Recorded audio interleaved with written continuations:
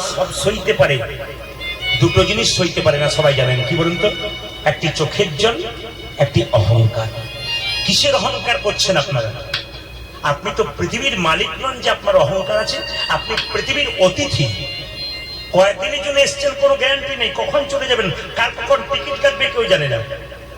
আজকে মিলিয়ে দেখে নিন, আমি যখন বর্ধমান থেকে আরামবাগের রাস্তায় আসছিলাম, একবারে জীবন্ত প্রমাণ, আজকে 1 সেকেন্ডের প্রমাণ।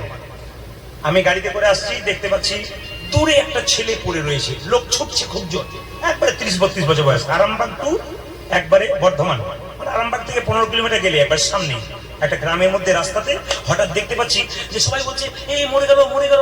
আমি এদেরকে বললাম ও মরেই গেছে। দেখতে পাচ্ছি একটা ট্রাকে মেরে দিয়ে চলে গেল, ট্রাকটাকে ধরতে পারলো না।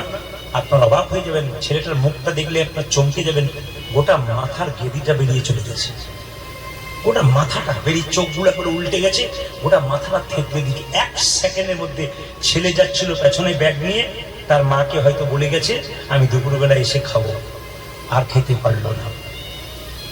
জীবনের কোনো দাম নেই বাবা। সারাদিন আমি যে বাড়িতে বাসা আছি, সে বাড়িতে সারাদিন খালি ওই কথাই ভাবছি যে মানুষের জীবনের কোনো দাম আছে? ও ঘর থেকে বেরিয়েছিল, মাকে বলে গিয়েছিল হয়তো যে মা খেয়ে আসবো, কিংবা আমি বাইরে খেয়ে আসবো, 4টের মধ্যে পৌঁছে যাবো। খুব কম বয়সে ছেলে, একবারে চোখ মুখ বেরিয়ে চলে গেছে, একবারে বিদ্যুটে অবস্থা। মানুষ ওখানে যারা দেখছে না, মেয়েরা, তারা চেনে না তো কে, কিন্তু তারাই কাঁদছে ছেলের অবস্থা দেখে, একবার কম বয়সে ছেলে। টিকিট কার কখন কাটা হবে কেউ জানে না। অহংকার কিসের করছেন? আপনি কি জন্ম পেয়েছেন যে আপনি অহংকার করছেন? আপনার মা আপনাকে জন্ম দিয়েছে, আপনি জন্ম পান না। আপনি জন্ম পাওয়ার পর আপনার যে নামটা রাখা হয়েছে, ওটা আপনি নিজে রাখতে পারেন নাই, ওটা কিন্তু আপনার বাড়ির লোকে রেখেছে। আপনি পড়াশোনা করেন নাই, একজন আপনাকে পড়িয়েছে, তারপর পড়েছেন। আপনি চাকরি পান নাই, একজন চাকরি দিয়েছে, আপনি চাকরি পেয়েছেন। শ্মশান ঘাটে যখন আপনি যাবেন, তখনও নিজে যেতে পারবেন না, অন্যের কাঁধে যাবেন। আপনার বলতে কি আছে? সব যদি অন্যের হয়, তাহলে আপনার বলতে কি? বাবা, কীর্তন শুনতে এসছেন, বাড়ি যাবেন, গ্যারান্টি নেই। রাত্রিবেলায় শোবেন, সকালবেলায় চোখ খুলবেন তো সকাল, চোখ না খুললে আপনার জীবনে পরকাল। ট্রেন আসবার সময় সিগন্যাল দেয়, আমরা জানতে পারি ট্রেন আসে। মৃত্যু আসবার সময় কোনো সিগন্যাল দেয় না। যে কোনো মানুষের জীবনে যে কোনো মুহূর্তে কিসের অহংকার করছেন?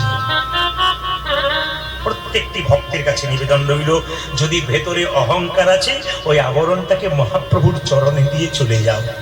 প্রভু, অতিথি এসেছি, অতিথি, কতদিন থাকবো? ও মায়েরা, একটা করে রাত্রি পেরোচ্ছে মানে আমাদের জীবনের খাতা থেকে একটা করে দিন কমে যাচ্ছে। আনন্দ করার কি আছে? আমরা তো মৃত্যুর দিকে এগিয়ে যাচ্ছি। জোরে বলুন হা না না। একটা করে রাত্রি বেরোচ্ছে মানে আমাদের যতদিন বাঁচার কথা, একটা করে দিন কমে যাচ্ছে। আনন্দের কি আছে? তো দুঃখের ব্যাপার। নিজেকে একটু সমঝে নিন, ভগবানের নাম করুন, মানুষকে ভালোবাসতে শিখুন, জীবন আপনার সুন্দর। কত কম বয়সী ছেলে প্রত্যেকটা আসরে কীর্তন শোনে। আমি তো পশ্চিমবাংলাতে শুধু নয়, আমি বিভিন্ন রাজ্যে, আগামীতে বিদেশে অনেক জায়গায় যাব আমি মহাপ্রভুর আশীর্বাদে। সব জায়গাতে কাতারে কাতারে মানুষের ভিড়। আমি বোম্বে গিয়েছিলাম, 10,000 মানুষ ভেতরে, 10,000 বাইরে, এত ভক্ত।